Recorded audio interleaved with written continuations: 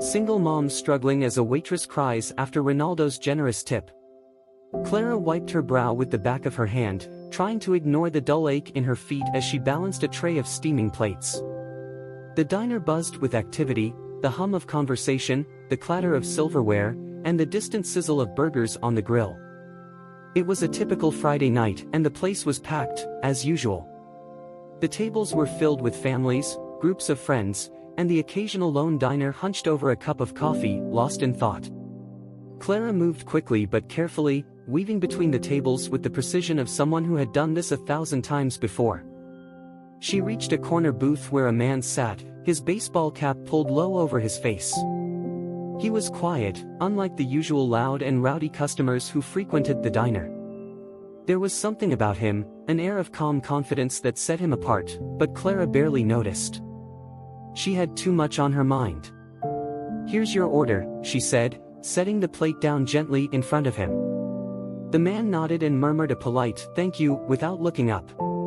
Clara offered a tired smile before hurrying back to the counter, where another customer was waving her over. The night seemed endless, and as the hours dragged on, Clara's mind kept drifting to her son, Ethan. He was only 8 years old, a sweet, bright boy with a smile that could light up the darkest day. But lately, that smile had been rare. Ethan had been in and out of the hospital for months now, battling a chronic illness that seemed to drain the life out of him. Clara had done everything she could to stay strong for him, but the weight of it all was becoming unbearable. The medical bills were piling up faster than she could pay them, and her meager waitress salary barely covered rent, let alone everything else. She reached into her apron pocket and felt the crumpled envelope, the latest hospital bill, marked "overdue" in bold red letters. Her chest tightened as she thought about the call she'd received earlier that day from the billing department, reminding her that payment was due immediately. They didn't care that she was working double shifts or that she was doing her best. All they cared about was the money. "Clara, table 6 needs coffee," barked her manager, Rick, snapping her out of her thoughts. He was standing by the kitchen pass-through, his arms crossed and his face set in a permanent scowl. Rick was the kind of boss who never missed an opportunity to remind his employees that they were replaceable. "I'm on it," Clara called back, forcing herself to move faster. She grabbed the coffee pot and made her way to table 6, where an older couple sat chatting quietly. As she poured their coffee, the woman looked up at her with a kind smile. "Thank you, dear. You're working so hard tonight," the woman said. Clara nodded, grateful for the small kindness. "Just another busy night," she replied, trying to sound cheerful. But as she turned to leave, her hand trembled, and a splash of coffee landed on the table. "Oh no, I'm so sorry," she gasped, grabbing a napkin to clean it up. "It's fine," the woman assured her, but Clara could feel her face burning with embarrassment. She hurried back to the counter, her heart pounding. She couldn't afford to make mistakes, not tonight, not ever. This job was all she had, and losing it would mean losing everything. As she reached for another pot of coffee, she felt a hand on her shoulder. Turning around, she found herself face to face with Rick. "Clara," he said in a low voice, "you need to pull it together. I can't have you spilling drinks and making us look bad. You know we're already short-staffed, and I don't have time to babysit." "I'm sorry," Clara said quickly. "It won't happen again." Rick's eyes narrowed, and for a moment, she thought he was going to say something else. But then he just shook his head and walked away. Clara took a deep breath, trying to steady herself. She couldn't let Rick get to her. She had to keep going, no matter how tired or overwhelmed she felt. The mysterious man in the corner booth caught her eye again. He was still sitting quietly, his plate nearly empty. Something about him seemed familiar, but she couldn't place it. He wasn't like the other customers who came in and out of the diner. He didn't demand attention or complain about the service. He just observed. As she walked past his table to clear another, he looked up for the first time. His eyes met hers, and for a brief moment, she felt a strange sense of calm. "You're doing a great job," he said softly. The words caught her off guard. She wasn't used to hearing compliments, especially not from strangers. "Thank you," she said, her voice barely above a whisper. The man nodded, his expression kind. Then he returned to his meal, leaving Clara to wonder who he was and why his words had such an impact on her. The hours passed slowly, and by the time the diner began to empty out, Clara felt like she could barely stand. She leaned against the counter, her legs aching and her head pounding. "Clara, can you cover for me tomorrow morning?" one of her co-workers asked as she grabbed her coat. Clara wanted to say no. She wanted to go home, crawl into bed, and spend a few precious hours with Ethan. But she knew she couldn't afford to turn down extra hours. "Sure," she said, forcing a smile. As the last customers trickled out, Clara began to clean up the tables. When she reached the corner booth, she noticed that the man was still there, his check untouched on the table. He was scrolling through his phone, seemingly unbothered by the late hour. "Can I get you anything else?" Clara asked hesitantly. The man looked up, his gaze thoughtful. "No, I'm good. Just the check, please." Clara handed him the check and turned to leave, but his voice stopped her. "You've been working hard all night," he said. "How do you do it?" Clara hesitated, unsure how to answer. "You just do what you have to do," she said finally. The man studied her for a moment, then nodded. "I respect that," he said. Clara felt a strange warmth in her chest. She didn't know why, but his words meant something to her. As she walked away, she heard the sound of paper rustling and glanced back to see the man placing cash on the table. But it wasn't just a tip, it was a stack of bills, far more than the cost of his meal. Clara froze, her heart racing. Why would he leave so much? Was it a mistake? Before she could say anything, the man stood and adjusted his cap. "Take care," he said, his voice calm and steady. Then he walked out, leaving Clara standing there, speechless. Her hands trembled as she picked up the cash. There was a note tucked beneath it, written in neat, bold handwriting. "You're stronger than you think. Never give up." Tears filled Clara's eyes as she clutched the note to her chest. For the first time in months, she felt a glimmer of hope, a reminder that maybe, just maybe, things could get better. Clara stood frozen by the corner booth, the weight of the stack of cash in her trembling hands. She counted it instinctively, unable to stop herself even as her vision blurred with tears. $500. Her breath hitched. It wasn't just generous, it was life-changing, at least for someone like her. Clara's eyes drifted to the door, where the man had disappeared just moments earlier. Who was he? Why would he leave her such a large tip? She replayed their brief interaction in her mind, the quiet confidence in his voice, the kindness in his eyes. And then it clicked. Her knees felt weak as realization dawned. She grabbed her phone and quickly searched his name. The first photo that appeared confirmed it, Cristiano Ronaldo. One of the most famous soccer players in the world had been sitting in her diner, quietly eating dinner like he was any other customer. Clara's heart raced. It wasn't just the money that overwhelmed her now, it was the fact that someone like him had taken notice of her, a struggling single mom just trying to get through each day. "Clara, you ready to close out?"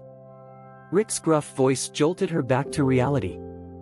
"Yeah, I'll finish up," she said, slipping her phone into her pocket and grabbing a rag to wipe down the tables. As she cleaned, her thoughts kept circling back to Ethan. He was at home with her neighbor, Mrs. Langley, who had been kind enough to watch him whenever Clara worked late. The idea of walking into their tiny apartment with enough money to pay the hospital bill felt like a dream. By the time she finished her shift and stepped out into the cool night air, the streets were quiet, and most of the shops had closed. She pulled her jacket tighter around herself, the night chill biting through the thin fabric. The walk home was short, but every step felt lighter than usual. When she reached her apartment building, the familiar creak of the front door welcomed her inside. She climbed the stairs quickly, her heartbeat still racing with everything that had happened.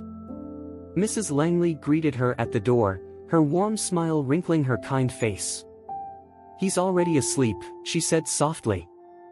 "Thank you so much," Clara whispered, slipping her a small tip. The older woman waved it off, as she always did. You need it more than I do, sweetheart. Just take care of that boy of yours.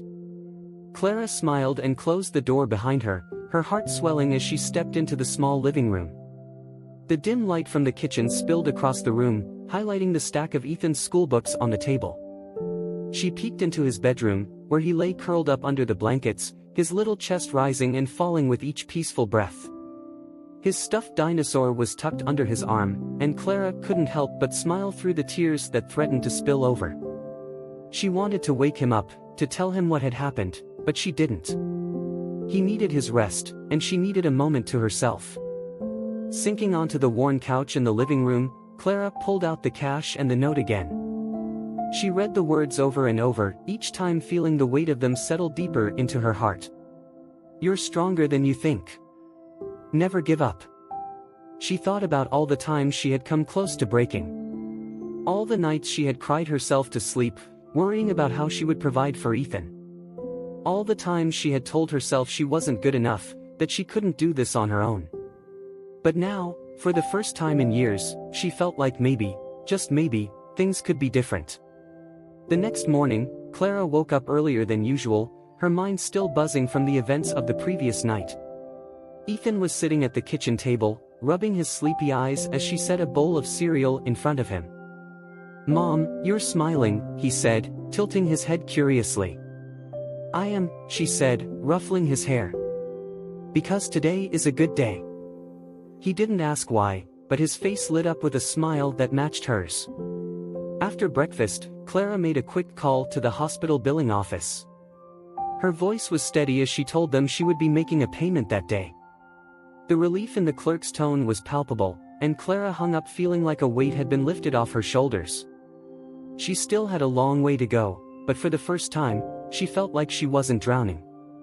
Later that day, as Clara walked Ethan to school, he clutched her hand tightly, his small fingers warm against her cold ones. Mom, can we go to the park after school? He asked, looking up at her with hopeful eyes. Of course, she said, squeezing his hand. As they reached the school gates, Ethan turned to her, his face serious. Mom, you're the best, he said suddenly. Clara felt her throat tighten. She knelt down and hugged him tightly, her heart swelling with love. And you're my everything, she whispered. As she watched him run through the gates and disappear into the crowd of children, Clara felt a strange sense of peace. She wasn't sure what the future held, but she knew one thing for certain, she would never give up. And as she walked back home, the note tucked safely in her pocket, she silently thanked the man who had reminded her of her own strength when she had forgotten it. That afternoon, Clara stood in line at the bank, the cash from Ronaldo's generous tip safely tucked in her purse. The weight of her financial stress had eased, if only slightly, and she allowed herself to imagine what it would feel like to be caught up on her bills. She could hardly believe it was real, last night felt like a dream. But the note in her pocket and the warmth of the memory reminded her that it wasn't. When it was her turn, she stepped up to the teller, a kind young woman who greeted her with a smile. Clara handed over the money and filled out the deposit slip, her heart pounding as the payment for Ethan's hospital bill was processed. Thank you, Clara said softly as the teller handed her a receipt. She folded it carefully and placed it in her purse, alongside the note. As she stepped out of the bank and into the crisp afternoon air, Clara felt a strange combination of relief and determination. The money Ronaldo had given her was a blessing, but she knew it wasn't a permanent solution. She had to figure out a way to provide stability for Ethan in the long term. Her thoughts were interrupted by the sound of her phone ringing. She pulled it out and saw the name of her landlord flashing on the screen. Clara hesitated before answering, bracing herself for bad news. Hello? Clara, I'm just calling to remind you that rent is due in a few days, her landlord said, his tone curt. I know, Clara replied, her stomach sinking. I don't want to chase you for it again this month, he added sharply. Clara clenched her jaw, fighting the urge to snap back. You'll have it, she said firmly before hanging up. The joy she had felt earlier began to wane as reality crept back in. There was always something, another bill, another demand, another hurdle to overcome. She took a deep breath and reminded herself of Ronaldo's words, "You're stronger than you think. Never give up." As she walked back to the apartment, she spotted a "Help Wanted" sign in the window of a nearby cafe. It wasn't much, but maybe a second job could help her get ahead, even if it meant less time with Ethan. She stepped inside and approached the counter, where a cheerful woman greeted her. "Hi, I saw your sign," Clara said. "Are you still looking for help?" "Yes, we are," the woman replied. "Do you have any experience?" Clara nodded. "I've been working as a waitress for years," she said. "Perfect. Can you start tomorrow?" Clara hesitated. The thought of adding another shift to her already grueling schedule was daunting, but she didn't see any other choice. "Yes, I can," she said finally. The woman handed her a small packet of paperwork. "Great. Fill these out and bring them in tomorrow. We're happy to have you on board." Clara thanked her and left the cafe, the paperwork tucked under her arm. She knew it wouldn't be easy, but she was willing to do whatever it took to give Ethan a better life. When she picked Ethan up from school that afternoon, he ran toward her with his usual energy, his backpack bouncing against his small frame.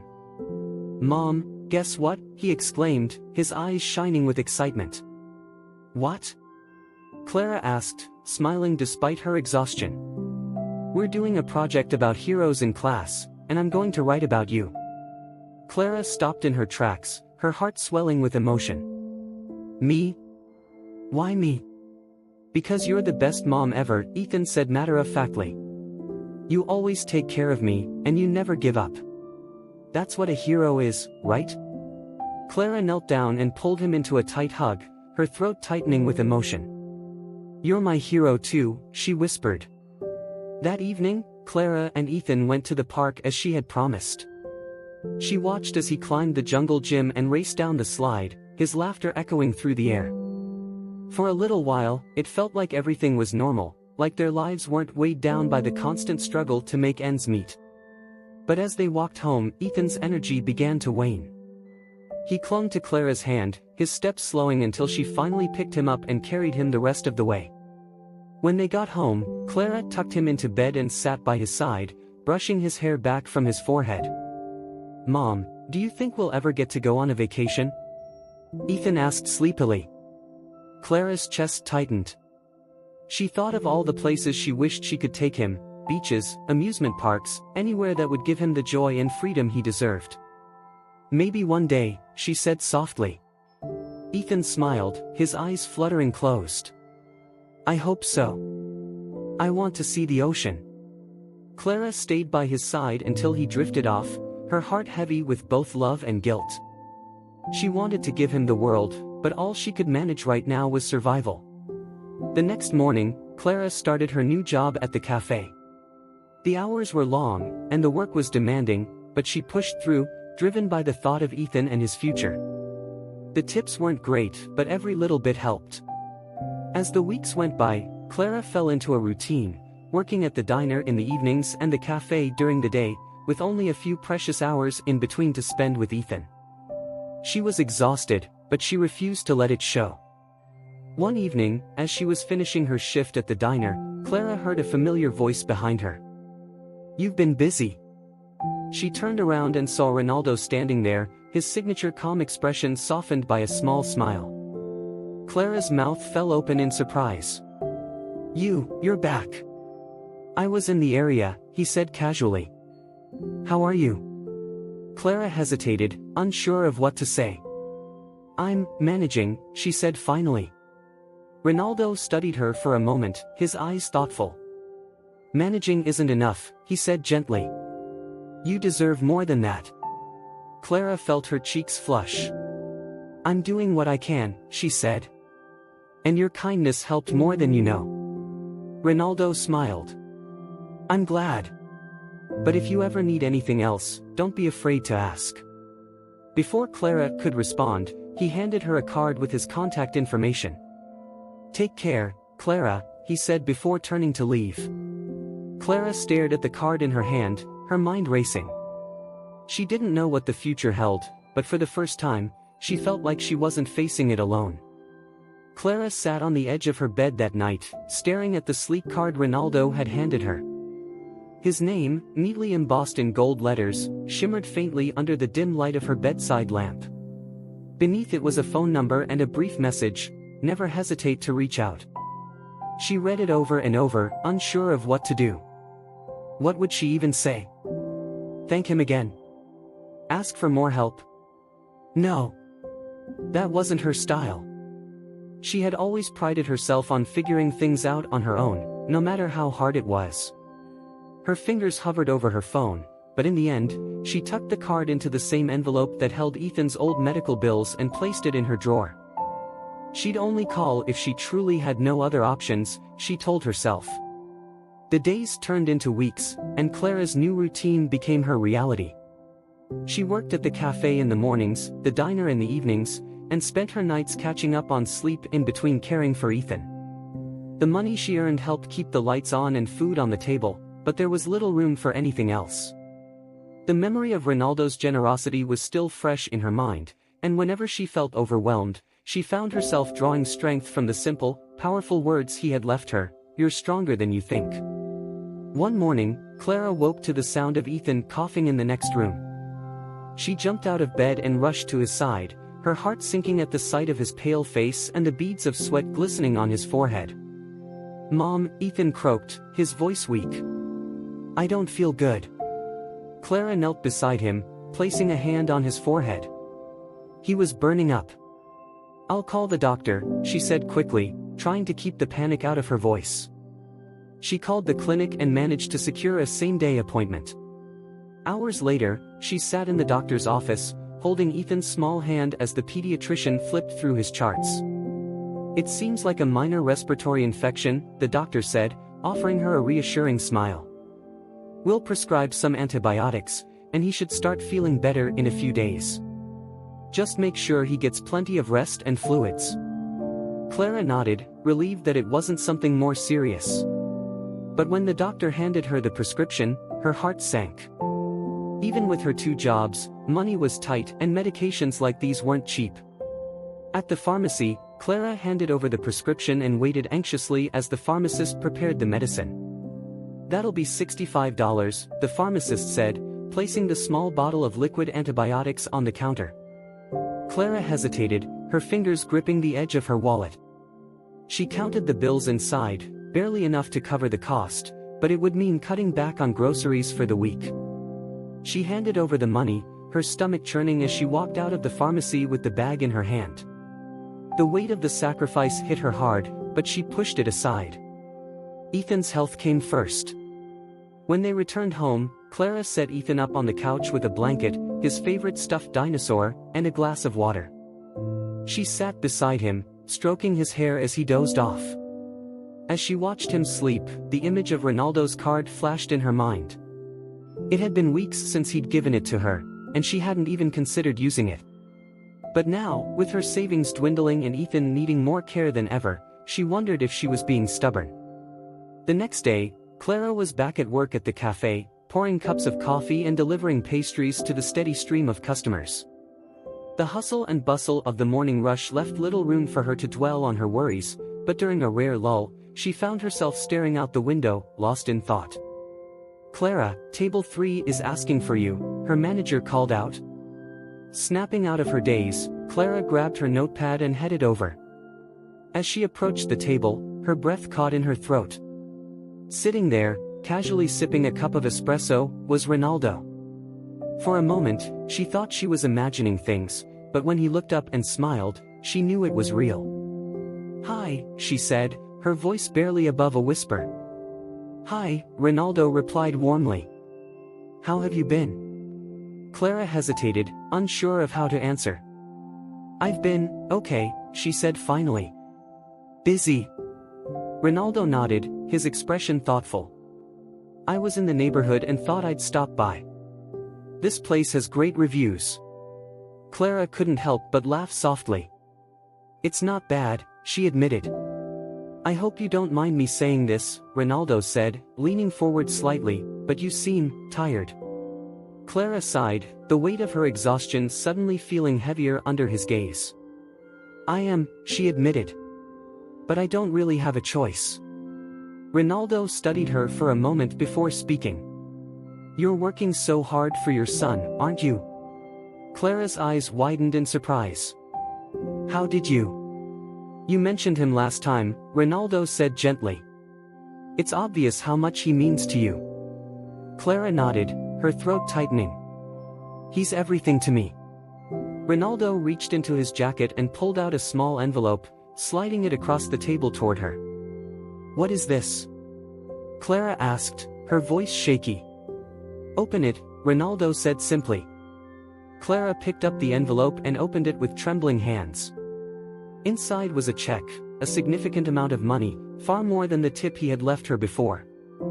I can't accept this, Clara said immediately, shaking her head. You can, Ronaldo said firmly. And you should. This isn't charity, it's a gift, from one parent to another. I know what it's like to want to give your child the world. Let me help. Tears welled up in Clara's eyes as she stared at the check. The amount was enough to cover not just Ethan's medical bills, but also a few months of rent and groceries. I don't know what to say, Clara whispered. Just say you'll use it, Ronaldo said, smiling. Clara nodded, her voice breaking. Thank you. I don't think you realize how much this means to us. I think I do, Ronaldo said softly. As Clara returned to work, the envelope tucked safely into her apron, she felt a renewed sense of hope. For the first time in a long time, she wasn't just surviving, she was starting to believe that things could get better.